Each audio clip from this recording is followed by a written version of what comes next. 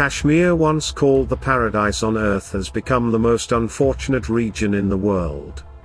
First, the Dogra rulers enslaved and brutalized the innocent people of Kashmir, and then from 1947 onward, India has been employing all the inhuman atrocities on Kashmiris to maintain its illegal and unlawful occupation on Jammu and Kashmir. But nothing could stop the valiant people of Kashmir from demanding their birthright, the right to self-determination. They have rendered unprecedented sacrifices to free their homeland from the cruel clutches of India. In United Nations, the state of India promised a free and impartial plebiscite in Jammu and Kashmir, but that promise made by Jawaharlal Nehru, the first Prime Minister of India, proved to be a betrayal and time-gaining tactic. Indian leaders, following the policy of fraud and deceit of their predecessors, once again betrayed and robbed Kashmiris by scrapping constitutional guarantees of Indian illegally occupied Jammu and Kashmir. It represents a betrayal, and not just a betrayal of the people of Kashmir. It is a betrayal of the Indian constitution. They have betrayed us. It was a backstabbing as Kashmiris. They have made a prison. The whole Kashmir is now a prison. Cordon and search operations, house raids, crackdowns, and fake encounters were intensified.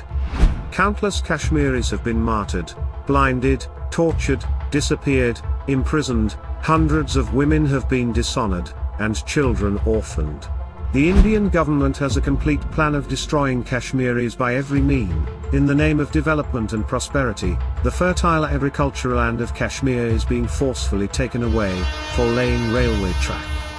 The land that has been acquired is highly fertile for growing apples, the best known from the region, and about nearly 3.5 million farmers, 27% of Kashmiri population is involved in growing the fruit, whose export contributes more than 8% to the region's gross domestic product. This is another wily move to destroy Kashmiris economically. The killing spree of Kashmiri youth on one hand, and on the other hand, in the name of bringing development and prosperity in Kashmir, Indian government started to settle non-Kashmiri Hindus by giving them the rights to buy property, and establish their own businesses in Kashmir. It's undermined the autonomy of Kashmir, and also the change to property law to try and change the facts on the ground in Kashmir, fundamentally by changing the population and therefore trying to secure a different outcome to a possible referendum.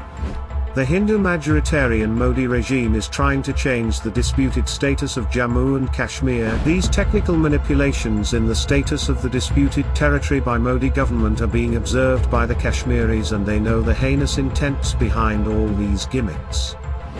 They are actually hiding a dark Hindu fantasy of destroying Kashmiri Muslims and reducing them to a minuscule minority so that they can always rule them and they will be enslaved.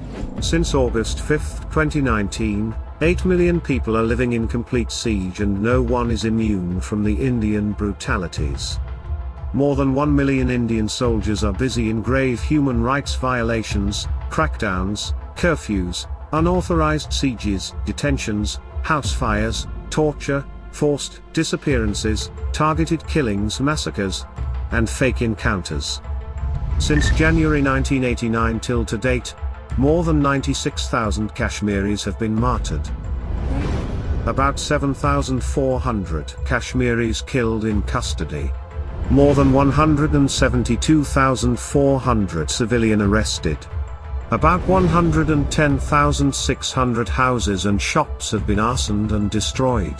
About 108,000 children have been orphaned, more than 22,900 women widowed, and more than 11,264 molested.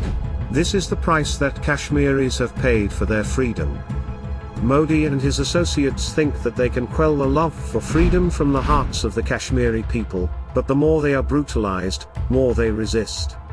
The people of Kashmir have given their verdict that no matter how gruesome the circumstances, they will never surrender to the Indian subjugation.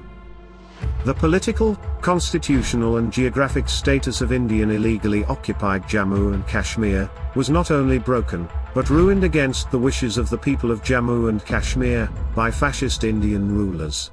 What we are looking at is perhaps the worst case, the worst apathy of an occupation force which has taken away the right of the people of Kashmir, while the international community waits and sees for a global massacre to happen, where the identity of the Kashmiri people today and for tomorrow, as the generations will come, will stand a big question mark with regards to international humanity, international values, and the right of people to life.